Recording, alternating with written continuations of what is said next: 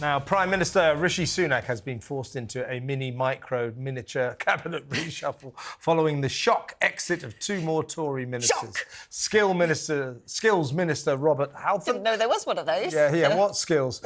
Became the 63rd Tory MP to quit cabinet yesterday, shortly after Defence Minister James Heappey handed in his resignation. I'm not sure he's the 63rd cabinet minister. And also, he's the 63rd MP. Grant Shapps is the Defence Secretary, so Heappey's something in that department, isn't he? I don't know what these micro positions are. Now, with local elections looming, the Conservatives could stand to lose up to 500 seats. But the bad news doesn't end there. New polling puts the Tories at their lowest rating since, 2 minutes ago, and also since Liz Truss's disastrous mini-budget.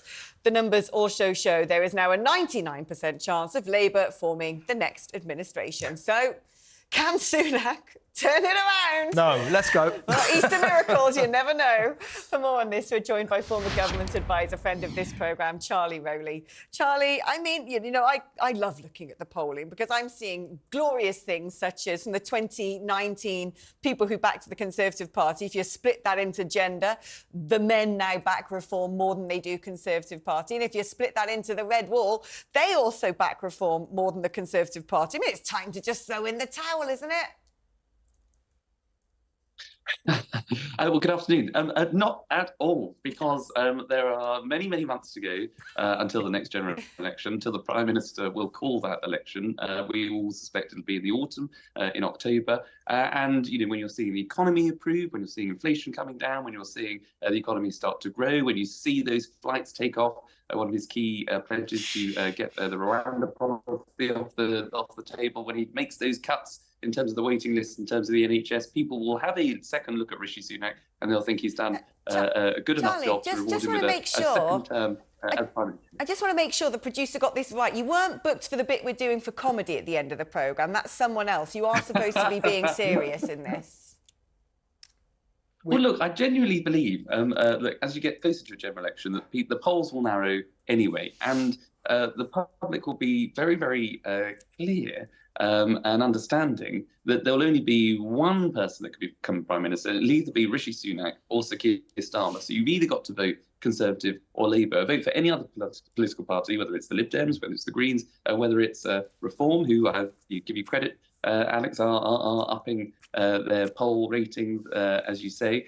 But the choice will be very, very clear. It's either Rishi Sunak or Sir Keir Starmer who will be the next Prime Minister. And it's a very clear choice that the public will have to make. And I think given that choice, it will make the public think very hard as to who they're going to vote for. And that could lead to, as I say, the Conservatives hanging on to power.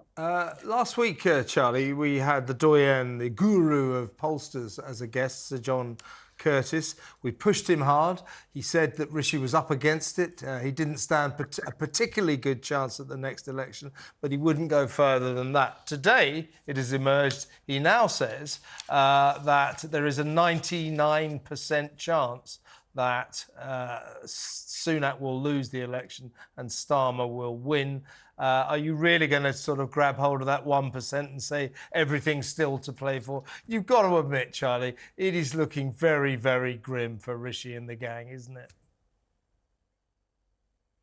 Well, it's looking very difficult. You're absolutely right. Why did they ever get... You should be an advisor to this day. Your loyalty is just breathtaking. But carry on, Charlie. I think my camera work is also... Yeah, we're noting that as well. Hang up on us. Hanging on, clinging on like the government.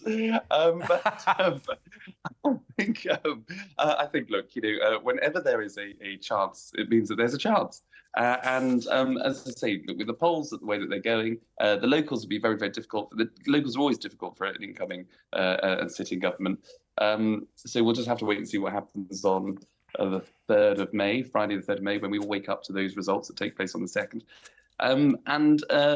There will be another autumn statement. I'm sure there'll be another economic event that makes sure that there are tax cuts that are taking place that can really sort of put the rocket boosters up the UK economy to turbocharge growth, all things that people want to see, all things that Conservative voters want to see, and something that's in the manifesto for the general election, something for everybody, for red wall seats, to hang on to that red wall in the north of England for those Conservative constituencies in the south. And that will be the strategy that I would pursue if I was still in government advising the Tory party. Now, one thing that I would suggest to you, and something Kevin and I were talking about earlier, is they seem to be hemorrhaging MPs, not just standing in the next election, but also from cabinet, to the rate at which I'm sort of worried there won't be enough bums on seats by the time it comes round to the next election. So in the spirit of Easter and resurrection, obviously Lord Spadeface of Sheeping Norton was brought back from the dead. Who do you think should be anointed as a Lord of the Realm in Rishi's cabinet? You and Kevin. Oh, well, of course, us. We were saying George Osborne. Why not get the band back together, eh? Get them back. Well, I think, look, you know, don't say yes. Anyone that served and is still, you know, able to serve should do so. And I think, look, Theresa May is obviously stepping down. She's announced that she's not going to stand again as an MP, so she could be elevated to a Baroness May. I'm sure she'll be out on the campaign trail, just as David Cameron will, just as Boris Johnson will, just as Rishi Sunak obviously will be leading that campaign. I think. Will Liz Truss be out on the campaign trail, do you reckon? Liz Truss? Yeah, will she be joining them? Do you know what? Whether she's invited to or not, I'm sure she will. She'll be there. I don't think Liz is one to shy away from the limelight at the minute, so I'm sure she'll be there in some capacity. Yes. Charlie, your capacity for sticking up for this doomed government, as I say, is astonishing. It's always a pleasure to have you on board. We thought to ourselves, who can we get on that would actually say Rishi might stand a chance? I know. Charlie Rowley, good to talk to you as always, mate. Thank you, sir. Not that I want it, but maybe it should be me going into the Lords after that performance. Yeah, there you go. There you go. Definitely you. Lord, arise, Lord Rowley. Yeah, the new skills minister. There you yes, there you go. But not camera work. But not in camera work. Yeah, no camera skills, but apart from that. Thank you very much, Charlie.